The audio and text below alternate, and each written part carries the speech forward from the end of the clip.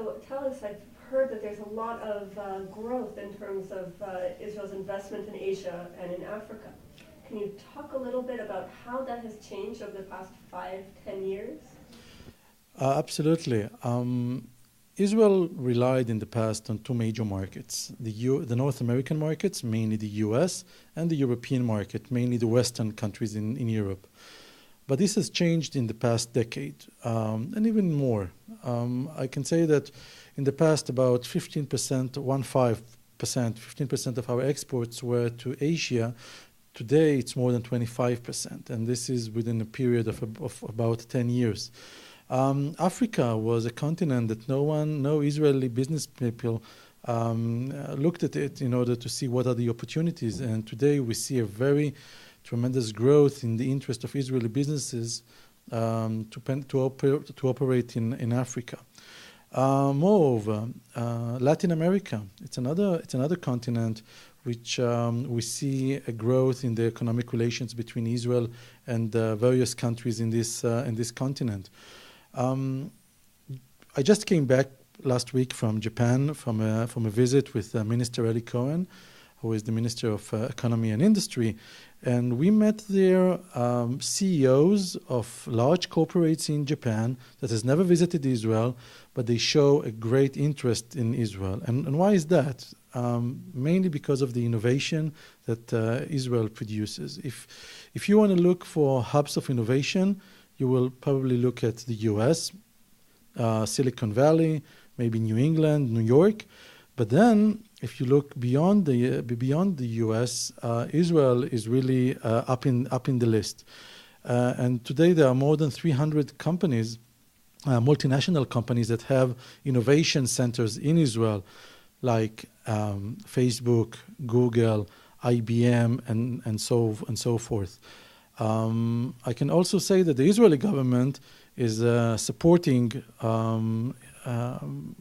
companies that want to invest in Israel.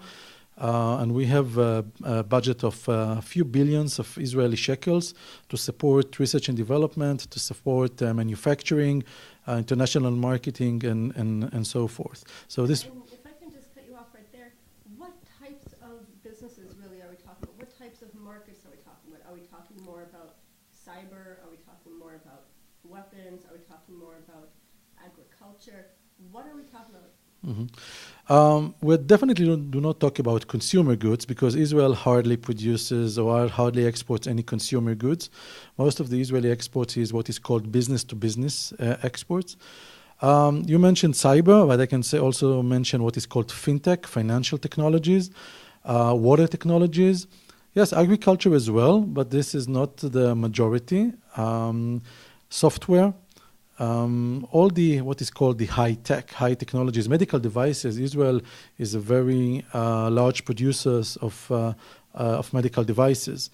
And if you look at all these elements, what you see beyond these products is not mass production. You see a lot of research, a lot of development, a lot of know-how, a lot of knowledge in these products. And what we are trying to do is to try to bring those products into the world.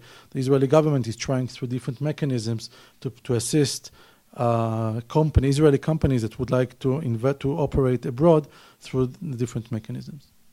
And if I can just ask one last question. Yes. About Africa.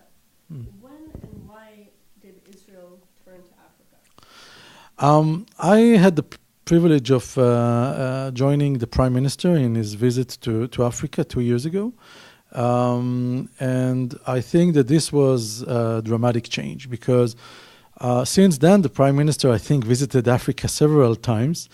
And I don't remember that any Prime Minister visiting the African continent in such a short period of time, so many times. So the government passed a resolution to enhance the economic relations with Africa. And my office is going to open 2 commercial offices in Africa next year, in Kenya and in Ghana. So one in the East Coast and one on the West Coast of Africa. Let's talk about the other side of the coin and those that are trying to harm Israel by boycotting anything to do with it. What tools do you have and use in order to help those businesses that are being harmed by BDS? So I can divide it into two. The first one is just to deal with it case by case because they are different. And when a company is approaching us and ask for our assistance, then we can provide it by providing it, for example, legal advisory, assisting them with their clients, maybe with their board. So, but then we do it case by case and full coordination with the company. The other thing is just to do what we are doing already and to show the nice and the good face of Israel. So Israel is not just the Palestinian conflict. Israel is a nation of innovation, and Israel has contributed so many inventions to the world, and we are very proud of it. So when you're doing a conference and you have 200 business people participating in a conference, and they hear about Israel and about the opportunities with Israel, then there is a good chance that they would not like to boycott Israel because they see the profit in it.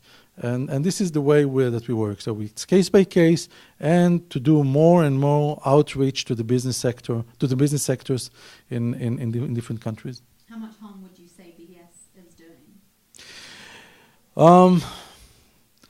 The BDS is it's like I should be careful, but it's like a mosquito in the room. So you can't really kill it, but it's annoying you. But it cannot harm you.